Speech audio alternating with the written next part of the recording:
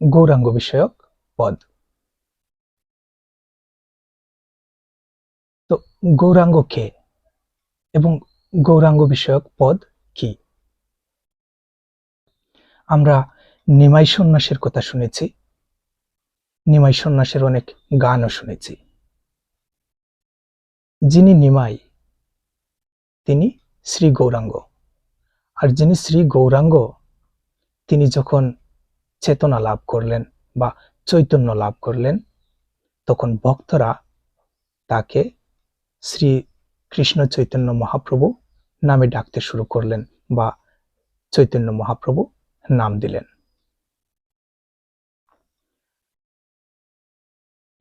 তো আমাদের মনে রাখতে হবে যে শ্রী চৈতন্য মহাপ্রভুকে নিয়ে যে পদগুলো রচিত হয়েছে সে পদগুলোকে গৌরাঙ্গ বিষয়ক পদ বা গৌরচন্দ্রিকা বলা হয়। তাহলে এখন আমরা আরেকটা কথা জানতে পারলাম যে গৌরাঙ্গ বিষয়ক পদগুলোকে গৌরচন্দ্রিকা বলা হয়। আমাদের পাঠ্য পদটি লিখেছেন কবি গোবিন্দ দাস। বৈষ্ণব পদাবলী সাহিত্যে গোবিন্দ দাস একটি উল্লেখযোগ্য নাম। কেন উল্লেখযোগ্য? তিনি গৌরচন্দ্রিকার পদ এবং অভিসার বিষয়ক পদ রচনায় বিশেষ কৃতিত্বের পরিচয় দিয়েছেন। তার পিতার নাম ছিল চিরঞ্জীব সেন এবং চিরঞ্জীব সেন একজন প্রসিদ্ধ চৈতন্য ভক্ত ছিলেন। এই ছিল আমাদের সংক্ষিপ্ত কবি পরিচিতি এবং পাঠ বিষয়ক আনুষঙ্গিক কথা। এখন আমরা পাঠের দিকে অগ্রসর হব।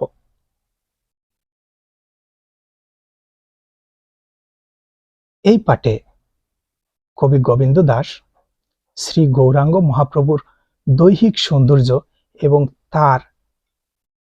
তার থেকে ফুটন্ত ভাবের কথা সুন্দর করে তুলে ধরেছেন। সেটা কিভাবে? বইয়ের মধ্যে কবি লিখছেন, নিরোদনয়নে নিরঘন সিঞ্চনে পুলক মুকুল অবলম্ব। তো এখানে প্রাকৃতিক সৌন্দর্যের সাথে গৌরাঙ্গ মহাপ্রভুর চেহারার সৌন্দর্যের তুলনা করে আমাদেরকে বুঝাতে চেয়েছেন। কি বলছেন? নিরোদ নয়নে নিরঘন সিঞ্চনে পুলক মুকুল অবলম্ব। আমরা বর্ষাকালে দেখেছি যখন বৃষ্টি আসে ঠিক তার আগে আকাশটা কেমন মেঘাচ্ছন্ন হয়ে যায়, তারপর অনেকক্ষণ বৃষ্টি হয়, আর অনেকক্ষণ বৃষ্টিপাতের ফলে আমাদের প্রকৃতির মধ্যে কেমন যেন একটা কোমলতা চলে আসে, স্নিগ্ধতা চলে আসে। মনে হয় যেন প্রকৃতিতে পুলক লেগেছে, আমাদের প্রকৃতির মুখে যেন হাসি ফুটেছে, গাছে গাছে মুকুল এসে যায়, ফুল ফুটতে আরম্ভ করে। আর বৃষ্টির ফলে কি হয়? গাছের পাতাগুলো ধুয়ে পরিষ্কার করে দেয়, একটা গাঢ় সবুজ রং প্রকৃতির মধ্যে এনে দেয়। তো এরকমই একটা ভাব সৌন্দর্য শ্রী চৈতন্য মহাপ্রভুর চেহারায় ফুটে উঠেছে। কখন? যখন মহাপ্রভু এক মনে এমন একটা ভাব নিয়ে কৃষ্ণ ভাবনায় ধ্যানমগ্ন হয়ে বসে থাকতেন, তখন তার চেহারার মধ্যে ফুটে উঠতে দেখা যায় এরকম একটা ভাব। সেটা কি রকম? নিরোদ নয়নে। তো নিরোধ হলো মেঘ, আর নয়ন শব্দের অর্থ চোখ। যেমন বৃষ্টির ঠিক আগ মুহূর্তে আকাশের ভাব এমন মেঘাচ্ছন্ন হয় যেমন এইমাত্র ফুটা ফুটা হয়ে ঝরে পড়বে, এমন একটা ভাব মহাপ্রভুর চোখে দেখা যাচ্ছে, যে চোখের মধ্যে মেঘের মতো অশ্রুকণা জমা হয়ে রয়েছে, আর এই মুহূর্তেই তা ঝরে পড়বে। তো নীরদ নয়নে চোখের মধ্যে অশ্রু জমা হয়ে থাকার যে ভাব, সেই ভাবটা।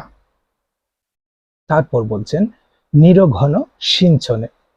নির হলো বৃষ্টি, নীর অর্থাৎ বৃষ্টি, এবং ঘন সিঞ্চনে প্রবলভাবে ঝরে পড়া।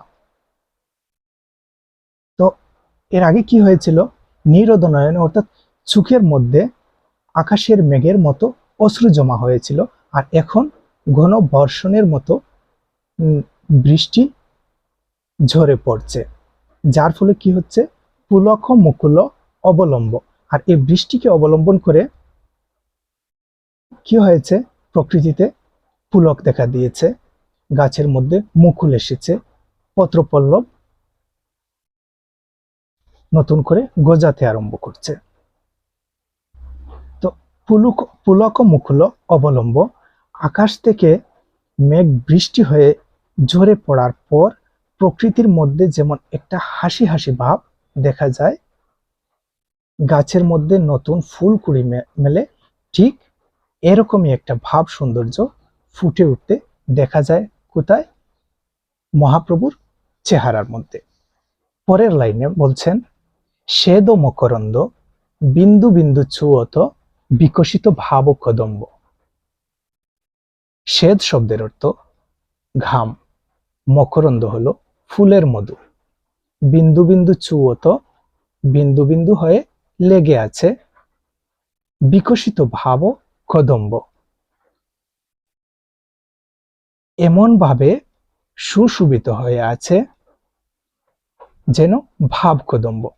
আমরা কদম ফুল দেখেছি, একটা কদম ফুলে অনেকগুলো দানা থাকে, আর সেই দানাগুলোর উপর সাদা সাদা অনেক রেণু থাকে। তো এখানে কবি বলছেন যে মহাপ্রভুর শরীরে যে ঘাম বিন্দু বিন্দু হয়ে লেগে আছে, সেগুলো মধুর ফুটার মতো, আর এগুলো একটা কদম ফুলের সহস্র রেণুর মতো সহস্র রকমের ভাবের বিকাশ ঘটাচ্ছে। তারপর বলছেন কবি কি পেখলু নটবর গৌর কিশোর। কি পেখলু? পেখলু শব্দের অর্থ দেখলাম। কি দেখলাম? নটবর। নটবর হলেন শ্রীকৃষ্ণ।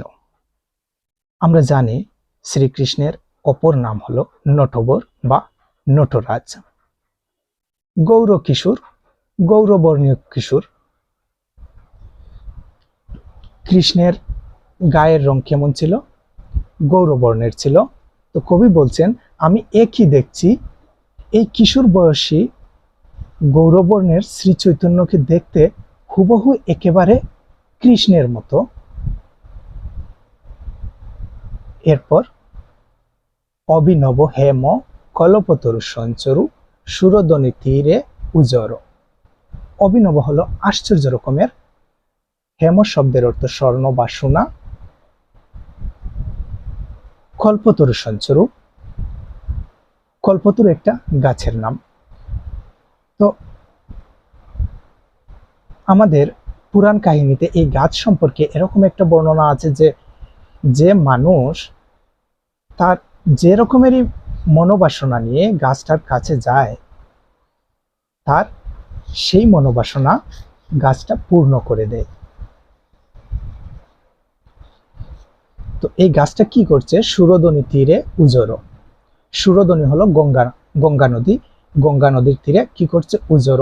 উজর হলো নৃত্য করে ঘুরে বেড়ান। এখানে একতাটাই বলছেন কবি যে আশ্চর্য রকমের সোনার কল্পতরু গাছের মতো মহাপ্রভু গঙ্গা নদীর তীরে নৃত্য করে ঘুরে বেড়াচ্ছেন। চঞ্চল চরণ কমলতলে ঝঙ্করু বকত ভ্রমর গণ ভূর। চঞ্চল চরণ, চরণ শব্দের অর্থ পা। এখানে মহাপ্রভুর পায়ের কথা বলা হয়েছে। তো তিনি যখন গঙ্গা নদীর তীরে নৃত্য করে ঘুরে বেড়াচ্ছেন, তখন তার পাগুলো আর এক জায়গায় স্থির নেই, সেই পাগুলো চঞ্চল হয়ে আছে কমলতলে। কমল হলো পদ্ম ফুল। মহাপ্রভুর পা দুটি এতই সুন্দর যার তুলনা করা হয়েছে পদ্ম ফুলের সাথে জংখরু, জংখার শব্দ থেকে জংখরু এসেছে। জংখার হলো বাজনা বাজার শব্দ। তো জংখরু বাজনার মতো বাজতে থাকা, এরকম কিছু। তো কি বাজছে? ভক্ত ভ্রমর গণ বুড়ো, ভক্তদের গুণ কীর্তন বা নাম কীর্তন মহাপ্রভুর শ্রীচরণের কাছে ভ্রমরদের মতো গুঞ্জরণ করছে। ভ্রমরা যেমন গুন গুন গুন গুন করে গান গাইতে থাকে, তো ঠিক সেরকমই মহাপ্রভুর ভক্তরা কি করছে? মহাপ্রভুর চরণের কাছে গুঞ্জরণ করছে, গুণ কীর্তন করছে। তারপরের লাইনে, পরিমলে লোবদ সুরাসুর দাবই অহনিশি রহত অগুর। পরিমলে লোবদ, পরিমল হলো সুগন্ধ, লোব্ধ সুগন্ধ প্রিয় বা যাদের সুগন্ধের প্রতি লোভ রয়েছে। সুরাসুর, সুর যোগ অসুর। সুর হলো দেবদেবতা এবং অসুর হলো দৈত্য দানব, বা আমরা বলতে পারি ভালো মানুষ এবং মন্দ মানুষ। ধাবই হলো দেয়ে আসা। তো পরিমলে লোবদ সুরাসুর দাবই, সুগন্ধি প্রিয়দের মতো দেবতা দৈত্য দানবরাও ধেয়ে আসছে। কোথায় আসছে? গৌরাঙ্গ মহাপ্রভুর কাছে এসে কি করছে?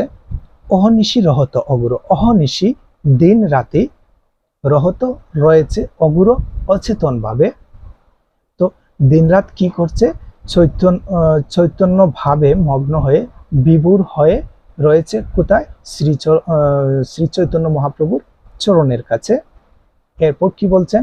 অবিরত প্রেম রতন ফল বিতরণে অখিল মনোরথ পর। অবিরত, বিরতিহীন বা অনবরত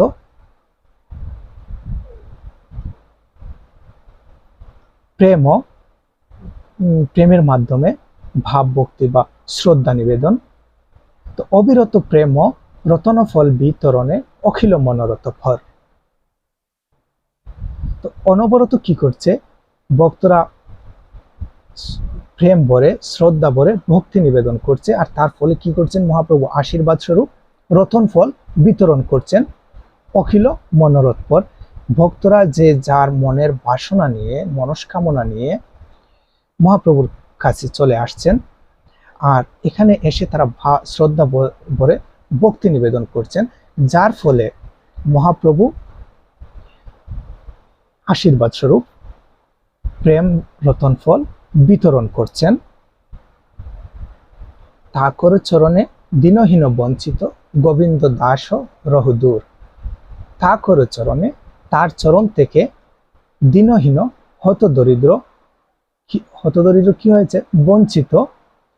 এই হতদরিদ্র, বঞ্চিত হতদরিদ্র যিনি, তিনি কে? গোবিন্দ দাস রহুদূর। এই মহাপ্রভুর চরণ থেকে দীনহীন বা হতদরিদ্র, কোন বিষয়ে হতদরিদ্র? ভক্তি শ্রদ্ধা নিবেদনে, ভক্তি শ্রদ্ধা নিবেদনের ক্ষেত্রে গোবিন্দ দাস বলছেন যে আমি নিজেই মহাপ্রভুর শ্রীচরণ থেকে বঞ্চিত রয়েছি, শ্রীচরণের স্পর্শ থেকে বঞ্চিত রয়েছি, মহাপ্রভুর আশীর্বাদ থেকে বঞ্চিত রয়েছি। কেন রয়েছি? কারণ আমার মধ্যে সেই প্রেম ভাব ভক্তি মহাপ্রভুর ভক্তদের মতো নেই। সেই কারণে আমি মহাপ্রভুর চরণের স্পর্শ থেকে অনেক দূরে রয়েছি।